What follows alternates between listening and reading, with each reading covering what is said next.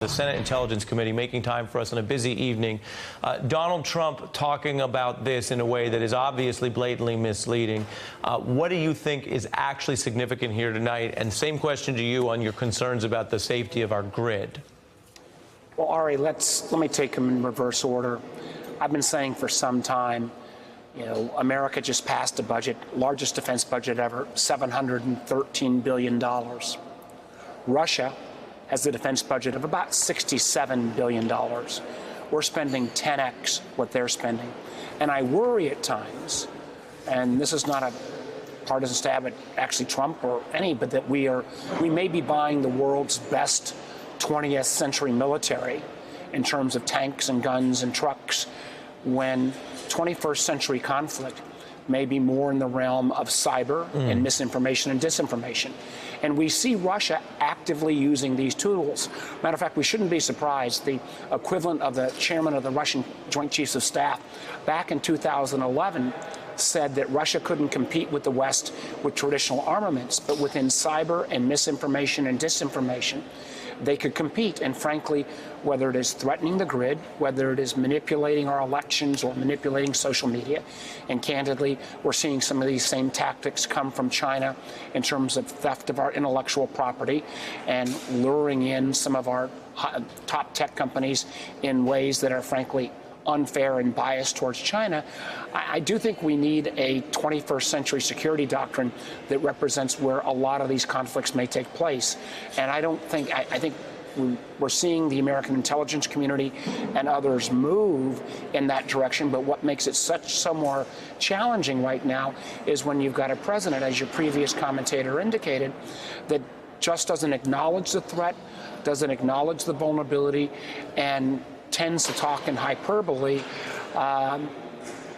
in ways that frankly should concern all of us. I mean, what I think many of us are appealing to our Republican colleagues: don't just tweet about it, don't just privately acknowledge how off the rails this president is with his comments and some of his policies. But it's really time for all of us. I think history is going to judge all of us over these coming weeks how we react. You say that, you mentioned your colleagues. John Kennedy, a Republican, used stark language today about some of the people targeted by this big, perhaps melodramatic threat from the White House to take security clearances. And yet that issue does have others asking whether we're facing a kind of an enemies list. Take a listen. Mr. Clapper and Mr. Brennan have been acting like political hacks. Now, that's not illegal, but it's unusual. Should you revoke somebody's security clearance because they've been acting like a butthead? I don't know. Maybe the right thing to do is just to ignore the buttheads. Well, Ari, I would more take Senator Corker's comments. I mean, first of all, this White House laid out this so-called enemies list of people that they were threatening, a couple of which who've already had their security clearances revoked when they were either fired or when they were quit, in the case of Comey and McCabe.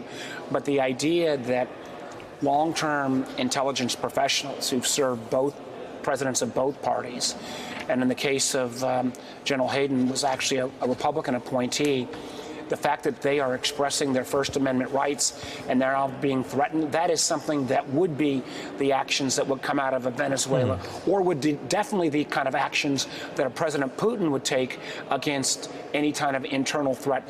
That does not represent who we stand for as a country. And frankly, the idea that you're going to threaten somebody based upon them exercising their First Amendment rights is pretty astounding. And this is where, again, and I think your previous commentator was right, the president rallies his base with these slogans and broad-based ad hominem attacks, but the facts do remain that the majority, and I believe overwhelming majority of Americans, agree that the president got schnookered in Helsinki, that he basically was played as a fool. I believe it was an embarrassment not only to our country, but to our allies.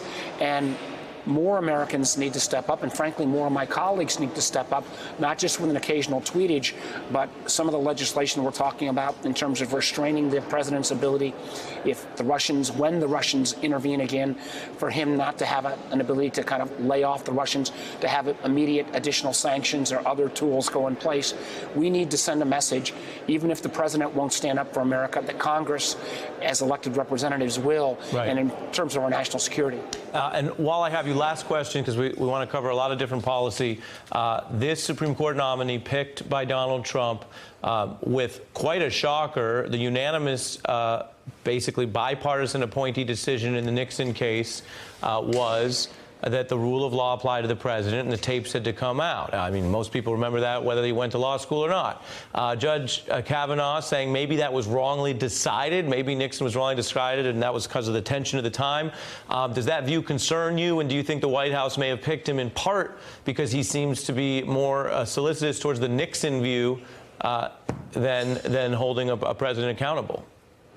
Well, Ari, I mean, I think it was pretty remarkable at first that the White House, this president, outsourced his Supreme Court choices to the Federalist Society. So he had already had a prearranged group that was anti-choice, that was anti, the protections in the American, the Obamacare in terms of folks with pre-existing conditions, that had all the conservative positions. It is kind of curious, the more we see Judge Kavanaugh's record about this imperial view of the presidency. Matter of fact, if he's not willing to stand with traditional American jurisprudence about holding President Nixon accountable, then Lord knows where he stands on this president. And unfortunately, that may be one of the reasons why he was selected.